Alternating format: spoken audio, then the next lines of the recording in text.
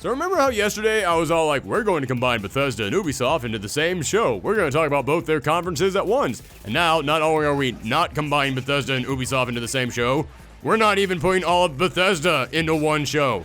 Hey everyone, welcome back to part 2 of our Bethesda E3 coverage. A sentence I wasn't expecting to say. And I just want to go ahead and make it clear. I'm not dividing Bethesda into 2 parts because they had so much to show us that I couldn't possibly combine it all into one show. No, they actually didn't have all that much to show us. It's because I ended up talking for so long about how mind blown I was about their coverage of Fallout 76 and whatever weird alternate reality that broadcasted from, that I kind of just went off on that. And I came to the realization, if I came in here and talked about that for that long, and then I just came in here at the very end and was like, oh yeah, and here's some other things, it's really not a coverage of Bethesda's E3 conference. It's really just my reaction to Fallout 76. So let me just make that its own video. And now that that's out of the way, now that Commander Keen is out of the way, now that Blades is out of the way, now that all the mobile games are out of the way, now we can talk about the other stuff they showed off. This was the stuff that Bethesda isn't making, they're just publishing, which is actually the best stuff that Bethesda is doing right now. So in other words, this is the good stuff. This is the stuff I'm actually really excited about. This is the stuff I can break out the happy title card for. So, we are going to start by talking about Shinji Mikami, a guy who has created some of the most influential games of our times. He's one of the guys who created some of the most memorable Resident Evil games, and he introduced us to his protege, who is instantly my new favorite game developer of all time, Ikumi Nakamura. Okay, I don't need to tell you guys how infectiously happy she was, but I will just come in here and repeat what I said about the Microsoft conference when Keanu Reeves came out. Every single conference needs to have at least that one person who comes out who reminds us why we're all happy to be at E3. They need that one person to come out there and remind us that video games are kind of awesome. And she was that person for the Bethesda conference. She came out there and she was full of so much energy and happiness and joy about the things that she was working on that, yeah, it was infectious. I kind of wanted to see what she was going to talk about. I mean, her energy was so infectious, you could just take that one pose she struck of doing that arm pump and just turn it into a motivational poster that says, you can do it, and you would probably sell so many copies of that, you could fund the entire development for her next game. But let's talk about the game that she was talking about. It's spooky. That's all we really know. No, we actually do know a few other things. This is going to be some new horror game, but she said it wasn't going to be survival horror, which has me very intrigued what she meant by that. And sadly, we didn't see any gameplay, which is a real shame because this trailer was so ominous and so mysterious that I really don't know what type of game this is going to be. This could be like a turn-based tactical strategy game for all I know at this point. But you see that it's going to be set in Tokyo at a time when many people in the population are disappearing. And when I first heard that, I thought, okay, so like a crime spree kind of thing, like people just go missing from their houses. No, it's like you blink and now just people's clothes fall to the ground, like they are just gone. So we are definitely dealing with some paranormal stuff. We are dealing with something monstrous, and I love it. The tone that this trailer struck had me excited. Again, disappointed we didn't get any gameplay when we have no idea what type of game this is going to be. And because we didn't get any gameplay, I am fairly certain we are not going to be seeing this thing until maybe even 2021. But that trailer gave me a feeling of the tone of this game, and I love the tone that this game was striking. I love horror games, and I looked at this thing, and I got legitimately freaked out just from this teaser trailer. So yeah, I am excited for this thing. However, we're going to be talking about that Avengers trailer in a little bit. Not during this show, but during a later show. And I love that during that Avengers trailer, someone in the crowd kept shouting out, "Where's Hawkeye?" This game is going to feature an archer in a black hood wandering around Tokyo, and it's going to be set in a world where half the population have disappeared. It's literally what Hawkeye was doing in Endgame. Spoilers for Endgame, but in that movie, after Thanos snapped half the population away, Hawkeye, the Avengers archer, he suited up in a black hood, went to Japan, and just started murdering gangsters. That's literally what we saw in this trailer, except for the murdering gangsters part. But we did get an archer in a black hood wandering around Tokyo in a world where half the population disappeared, and now we have an Avengers game without Hawkeye. If this turns out to be some weird, crazy, backdoor Hawkeye game, can you just imagine how crazy that reveal would be if at next year's Bethesda E3 conference they came out and just went, oh, by the way, he takes the hood off, it's Jeremy Renner underneath all that. That is going to be a crazy reveal. It's not going to happen. I'm just joking about how crazy it would be if that did happen. But yeah, again, no gameplay, so disappointed in that. But all week long, I've been talking about how these companies keep coming out here with buzzword. Seeing Ikumi Nakamura come out there and go, it's spooky, was all the buzzword I needed. And then I saw this trailer, I went, you're right, Ikumi, that is spooky. And I love it. Next up, we got the announcement for some DLC for Rage 2. I have nothing to say about this because Rage 2 is fine. It is a totally okay game. I haven't played much of it, so maybe it gets way more interesting later on. But yeah, so far it's like, it's fine. It's totally okay. Which, maybe the DLC can help with that. Maybe the DLC can spice this up because every time that I see the advertisement campaigns for Rage 2, I keep thinking to myself, you guys think that Rage 2 is way more interesting than it actually is. Like, you guys think that Rage 2 is Doom with the Borderlands sense of humor. And it's not really. It's more of just a run around, shoot 'em up game. That's really all that kind of is. But if you are a Rage 2 fan, I honestly don't know if there's any of them out there, but if you are one, then I'm glad that you're getting this. And again, they make good trailers for Rage 2. Even if Rage 2 is not that great of a game, the trailers are always infectiously fun, and they kind of make me hope that Rage 2 is going to become a better game.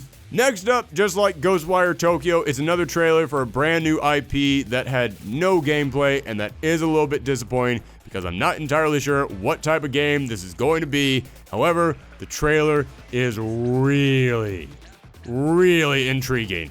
It makes me want to know what this game is going to be. Everything about this trailer makes me want to experience this game, except that I haven't seen the gameplay, and I don't know if the gameplay is going to be actually good. I don't even know what type of gameplay it's going to be, but it's called Deathloop. You wake up on this island, and you're just surrounded by people who are just going nuts. They're just partying because this is a place where everybody, when they die, they basically just Groundhog's Day. When you die, you reawaken where you woke up on the island. And there's a lot of people on this island who see this as being freeing. They love it. There's no consequences to anything. They're just partying and going nuts. And this whole island is kind of being run by this one assassin. And you yourself are another assassin. You're the two greatest assassins on the planet, and one of you wants to protect the island. You want to continue the loop. The other one wants to break the loop. Now, here's a small problem that I did have with this.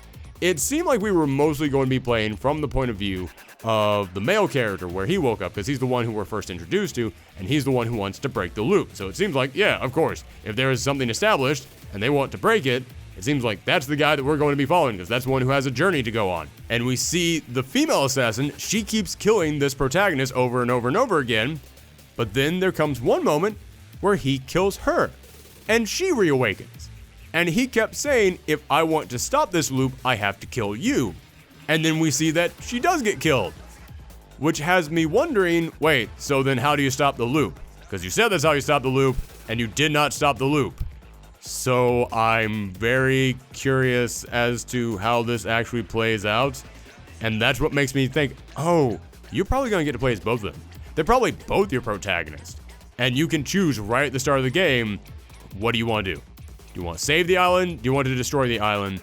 And I was nervous about this game because, again, I wasn't trusting Bethesda at this point. If you missed part 1 of our Bethesda coverage, let's just say this thing opened up with me going, what reality am I in? This cannot be real, what I am watching right now. And after we got a Fallout 76 Battle Royale, I kept looking at this thing. It's like, okay, you're on an island. There's a really big circle thing, which implies some kind of an arena. And they're talking about how when you die, you just start all over again, which I know is a thing in many video games, but I couldn't help but keep thinking, is this a Battle Royale game? Oh God, do not let this be a Battle Royale game. Oh no, please tell me that this isn't going to be one of those things where you divide up into teams of 50, and one team of 50, they want to ensure that the loop continues, the other team of 50 want to destroy the loop. I kept looking at that and going, oh my God, can you imagine if in Fortnite you had a character rather than just whatever faceless goon it is that you're playing, and that character had their own story, and they were out there for a purpose, and they're like, no, I just keep reviving over and over again every single time that I die in this big arena, and then you get shot, and then all of a sudden you wake up and you're on the party bus again, and it's like, all right, where do you jump out, and where do you restart? That's kind of what this sounded like to me, and it wasn't until like halfway through this thing that I was like, I don't think this is Battle Royale, which is great, because I don't want more Battle Royales. Nobody really wants more Battle Royales. It feels like everybody has agreed, Fortnite won, everybody else go home. Except for Bethesda, who came out here and not only decided to say we're having another Battle Royale, they said, F yeah, we're having one. Like, they were proud to say that they are out of date. So, yeah, I'll admit, I was nervous. I love this concept of two assassins trying to take each other out, and every time that they die, they reawaken of when they arrived on the island. I love this setting. It looks very ominous and mysterious. That giant ring is a great set piece. That looks really damn cool, and I'm pretty sure I know where the final battle in the whole game is going to take place. And I really like what we got to see of the characters. Seems like each of them have their own motivations and their own past and own reasons for being on the island. I really want to know more about them. But I still had that voice in the back of my head like, this could all turn out to be a Battle Royale. You don't know what this is going to be yet. So I was kind of nervous, but by the time I got to the end of it, I was like, nope, original story, its own original thing, and I am down for it. Again, wish I got some gameplay because I don't quite know what the game is going to be like, but as far as a teaser trailer goes, damn good teaser trailer. Next up, Wolfenstein Youngblood, and I'm kind of torn on this one because I love the characters and the story in the previous Wolfenstein games, but I'm kind of bored of the combats.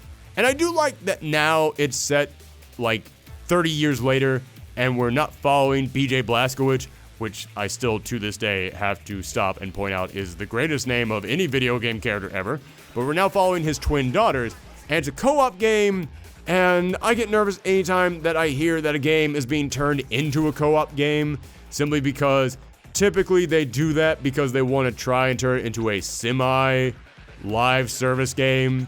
It's because they want to try and take a single-player experience and find a way to turn it into something that can make them more money, because anytime that a game can fit more players in there, it's an easy way to ensure more replayability, because the more different people that you play it with, the different experiences you're going to have, which makes people want to keep coming back. And I know that everything that I am saying makes it sound like these are good, positive things, but some people just want single-player experiences, and a lot of game developers out there often look at cramming multiplayer into single-player experiences as a good excuse to not put more effort into a single-player game, because screw it, the other players will do it for us. So yeah, I always kind of get nervous when I hear that multiplayer aspects are being added to a single-player game. However, it was established in the last Wolfenstein game, he was having twins.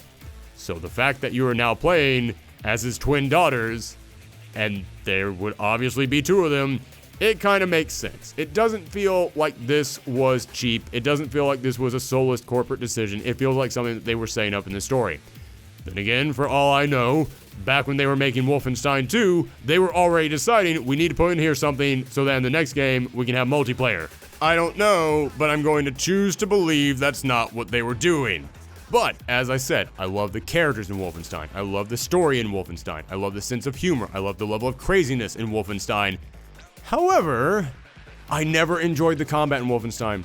The combat in Wolfenstein always got so repetitive to me that I honestly always ended up just putting it on the easiest difficulty because I just got bored. It's not that I found it hard. It's not that I had to put on easy. I just got bored with it. And I honestly decided, listen, if I'm just going to keep shooting the same characters over and over and over again in the exact same way over and over and over again, just make it quick. Just let me get through this as fast as I possibly can. So yeah, I honestly am kind of nervous about another Wolfenstein game. It's one of those things that I would almost rather just watch someone else play than play myself. But they did come in here and say, because you've got new high-tech weapons, because there are new high-tech villains, because so many years have passed, because you're now playing as 2 different people, there are going to be many different ways to play. There's going to be way more variety to the combat. That's what I needed to hear. That got me excited about this again, because literally that was the one thing that kind of made me hesitant about going into Wolfenstein again, because I love so much about Wolfenstein. But God, it just got so boring. Just shoot this same guy, shoot that same guy, go to this place, shoot even more of the same guy. I just got so bored with that game so quickly. But the story and the characters were so good that it kept me going. But I didn't want to go into another game where I would have to rely on the characters in the story to get me entirely through it. I wanted something that had good character, story, and gameplay. And now, it seems like they are admitting, yeah, we could polish this gameplay up a little bit, and it looks like they're going to do it. So I am now really intrigued. I do really want to see what it's going to be like, and I'm actually excited to play it again. Next, they talked about their brand new streaming thing, their new, we're going to allow you to just play these games wherever you are kind of thing, Orion, which it's just basically Google Stadia, except that it's a way better name than Stadia. But my thoughts on it are the same as with Google Stadia, which is, we will wait and see. Because the idea of being able to stream video games that you want wherever you are, that sounds great. However, I know what America's internet infrastructure is like. We have terrible internet in this country, and I don't know if we can do this just yet. I don't know if we can play these games the way that they tell us that we can play it. Yes, I've seen them showing it off, but I've seen other things at Bethesda conferences recently that I knew were very different when I picked it up and started playing it. So I'm going to wait and see some reviews on this, and I'm going to be pretty hesitant until I actually see this stuff with my own 2 eyes. Until then, cool idea, but I don't know if we're there yet. But I am happy that some people out there are trying to get us to the future of video games. Some people out there are trying to go, let's make the future happen.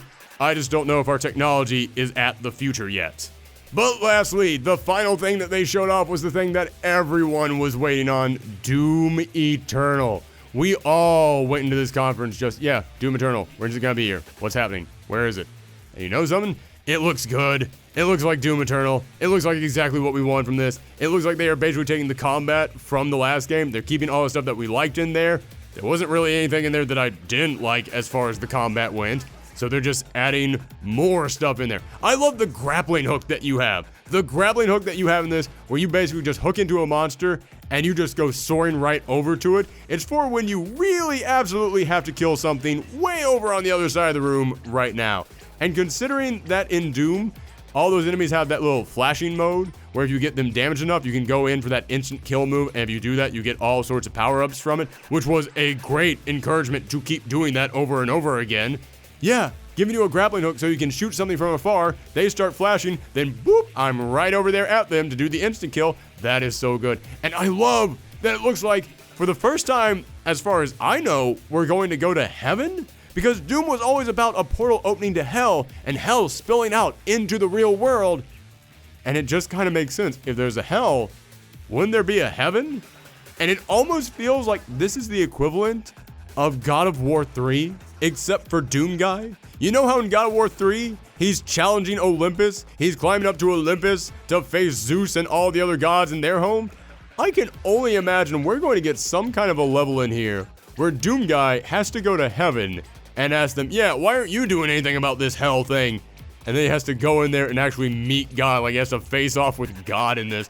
Which, as crazy as that last Doom game was, if they came in here and said, oh, you're gonna have to actually fight God, would you be surprised? Wouldn't you be shocked if they went in that direction? Or, what we saw with the heaven stuff was the end of the game. That could be the setup for the 3rd game, and at the end of it, he basically goes and says, listen, hell has overrun Earth, and you're not doing anything about that, and God's just like, well, we need someone to lead our army. Doom Guy. And then that's the setup for the 3rd one, where it's Doom Guy with all this heavenly armor and heavenly powers taking on all these demons. That's the feeling that I'm getting from it right now. You're either gonna fight God or lead his army. So I can't wait to see which of those it ends up being. Also, a very weird thing to point out, I love that the power-ups that you get in this game look even more old-timey than they did in the previous game. Like in the previous game, it was like, okay, they look like they fit in this world, but they've got a little bit of that old school glow to them, so that's kind of a nice thing. Here, it looks like they literally just took like 16-bit graphics for all the power-ups to have them float out there. I kind of like that. It's weird, but I do kind of like it. I like that they went with an old-timey art style for all the power-ups. It makes them all stand out, so that way when you're looking for a power-up, oh, I know where it is. It's right there. That's just such a weird touch, but I like it. There is another thing that they are adding in here, which is a multiplayer mode where one of you plays as a slayer and then the other two play as monsters. That sounds kind of fun, but the graphics on it didn't look all that great. Like when you see them actually moving around in that, they looked kind of pixely and they looked kind of rigid and stiff. And I'm wondering if this is something that is in very early alpha, so it's just not polished yet, and they probably should not have been showing it off just yet. Or is it because this is a Bethesda show and the multiplayer mode is a mobile game? Is what they showed us off going to be a mobile game thing? Which, hey, if that's what they want to do, that's not so bad. As I said in the last time, mobile games aren't inherently bad. I'm not coming in here and saying mobile games aren't real video games. No, not at all. I'm just coming in here and saying mobile games 90% of the time are designed entirely just to take your money, and they don't really put a lot of work into the actual game itself to make it look as good as it possibly could. So, yeah, I tend to distrust mobile games, but if you just want to make a mobile Doom game that is a player versus player thing, that actually sounds fine. I don't really see any problems with that. I don't think that's what it's going to be, otherwise I feel like they would have told us that, but it does kind of look mobile gamey with how stiff and rigid they were in that. But there is one other thing that was part of that multiplayer mode that is worth pointing out and is absolutely worth speculating on. It's that the announcer, the one who comes on and says, "Fight," that's the Mortal Kombat announcer. And this is something that I couldn't help but notice at the beginning when they had the montage of all the Bethesda employees. There were 2 employees there cosplaying as Mortal Kombat characters. Mortal Kombat is not a Bethesda game. Why would you have your employees cosplaying as Mortal Kombat characters in the big thing meant to show off all the Bethesda employees? That's very odd. And then at the very end of this, you have what is clearly the Mortal Kombat announcer announcing your multiplayer mode. And it made me think. They recently announced the characters for the first season of DLC in Mortal Kombat 11. And there were 2 characters who we don't know who they're going to be, but we can guess that they're going to be guest star characters not normally from the Mortal Kombat franchise. And we heard a chainsaw in there.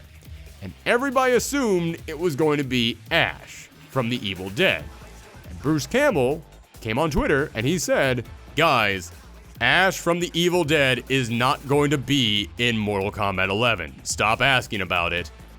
And that caused more people to start speculating because, for anybody who doesn't know, Evil Dead 1 and 2 are kind of its own thing, but because of legal reasons, Army of Darkness, the 3rd Evil Dead film, is kind of kept separate. Like, you can't really refer to both of them at the same time. They have to be kept in their own camps. It's a very weird legal thing going on with that franchise. But he said Ash from The Evil Dead won't be in there, which has caused a lot of people to speculate. So Ash from Army of Darkness, is that what you're trying to tell me? So you're telling me there's a chance. But, again, one of the main reasons people think that is because they did some data mining. They found some stuff that said, oh, maybe it is going to be Ash.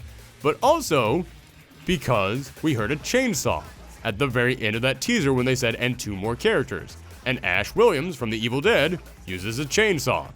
You know who else uses a chainsaw? Doom Guy.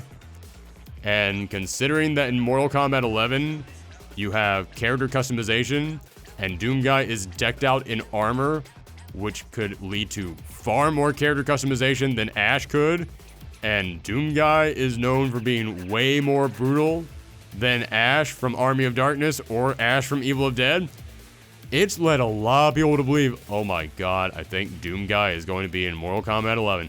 And I am a huge Evil Dead fan. But if you had to ask me, would you rather have Ash Williams or Doom Guy in Mortal Kombat? Doom Guy. I would far rather have Doom Guy in Mortal Kombat 11. But that was it. That was our coverage of all the good stuff that Bethesda showed off. Let me know what you thought about that in the comments down below. And if you want to see our coverage of the less than good stuff that Bethesda showed off, part 1 of this video will be popping up right there. You can click on it there. You can also check out all of our other ThorgE3 videos by clicking on that playlist right there. Make sure that you click that subscribe button and ring that bell so that way you know when our next video goes up. And you can see our reactions to each of these conferences by going to twitch.tv/ProfessorThorgy. And you can also know when we go live by following me on Twitter @ProfessorThorgy or @ThorgEsArcade. Thanks for tuning in, everyone. Come back next time. Bye.